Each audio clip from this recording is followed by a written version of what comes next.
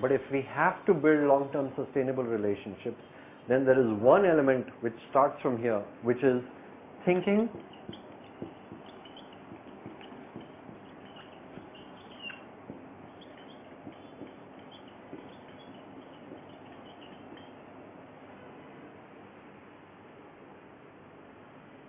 in the social space. What do we mean by thinking win-win?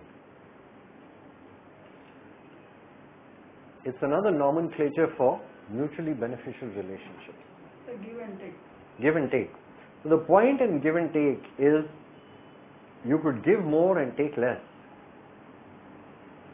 The concept that I'm trying to put in place over here is ensuring that every relationship that you start building starts first with your mind saying, I will create only relationships that is a win to you and to me.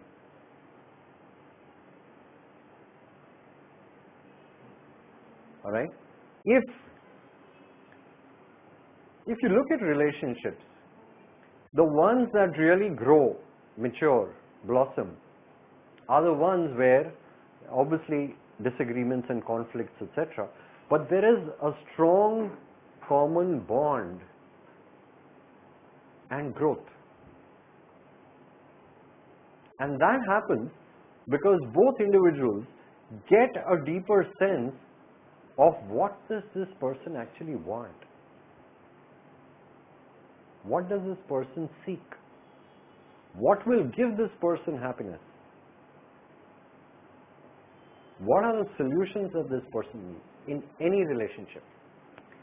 If I ensure that I am from the context of my target audience, start fundamentally with the belief that I can succeed only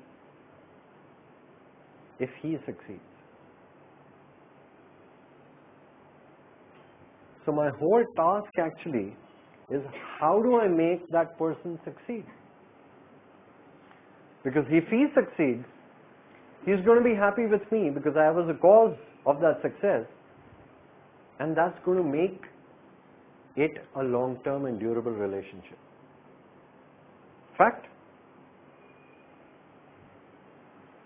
It should be like this. There is nothing to lose in asking. Very true. You create friendship very Yeah. So what I'm saying, Venkat, is let's suppose you're saying that in part of my target audience, I'm interacting with a high net worth individual. If post those interactions with me, that person has a much happier, positive and successful interaction or outcome, the possibility of his wanting to engage with me more and more increases.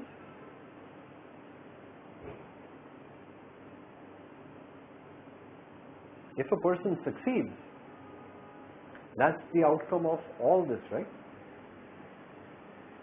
But do we start with that mindset?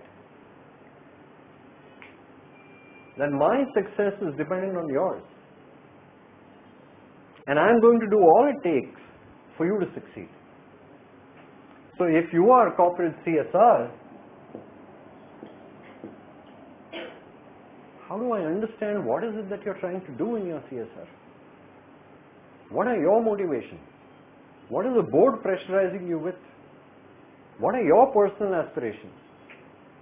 And how can I fit in to that to the extent of my ability and give you a solution?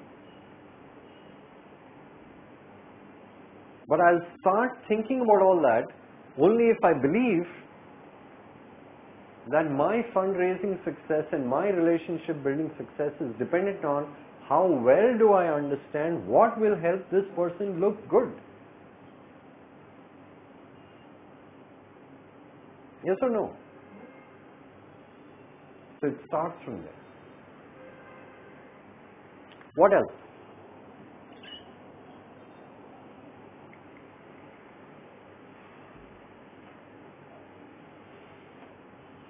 Back to that feeling of what's in it for me. Okay. Make him aware of what's in it for him. So that comes in this thinking. Because if you understand what's in it for him and you deliver, you've created a win situation. The other thing that I'd like you to look at is something that the corporate world is trying but still hasn't been able to crack successfully. Very few organizations have been able to do this. Is again the mindset that the way I'm going to look at a client or a potential client is by its long-term value.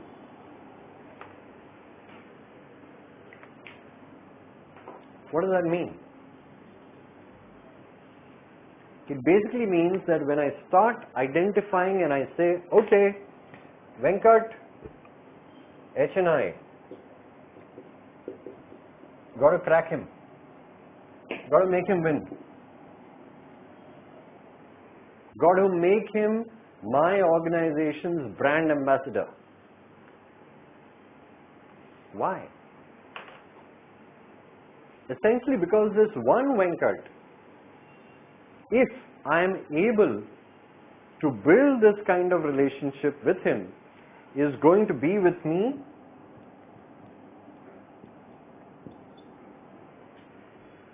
for life, which could be 10 years, which could be 20 years, which could be 30 years. So the amount I invest in creating a rock solid relationship today will bear the fruits over a lifetime. And which means that let's suppose in 2013, Venkat is giving me 1 lakh. Can I expect that till 2043, if I am able to maintain this relationship, this amount will at least continue, if not go on increasing? Plus, he will make sure that incrementally he refers maybe in this lifetime 50 other people. So what are we talking about?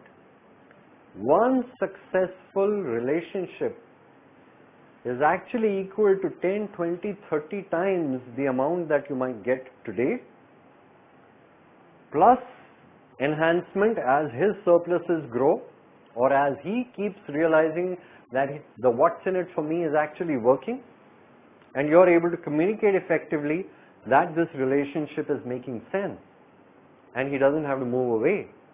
Plus, he gets so convinced that he says, you know what, I have these 10 other family members and these 5 other friends who are also looking at where do I give, which is a good organization. Could you connect with them? Do you do such maths?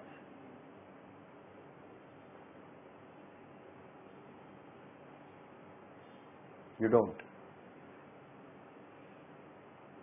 If you did, the level of investment, the level of attention, the way you would go about building a relationship with every key potential donor would be completely different than what you do today. Yes or no? Understand this. You know what we do, and I have seen at some organizations that they don't even have a donor database. Money is coming, people are giving. We don't track who's been with us for the last couple of years. We've never engaged with them. We've never considered them from this viewpoint. What we do is actually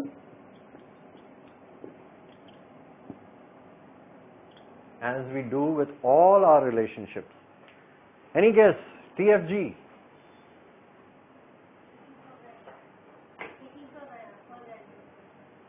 Superb. We take people and relationships for granted. It probably emanates from, when we didn't have clothes to wear or places to stay, and the only thing that we knew was hunt for the next meal. So that whole excitement, that, going for that kill was what kept us going. But once that kill had happened, then you have nothing else to do. And the next day you have to do it again. And again and again, because there were no cold storage systems, no deep freezers, no salts that you would tuck this meat away for 15 days. Is it that? Why is it that organizations are always running after new prospects and new donors and completely oblivious of this one key term?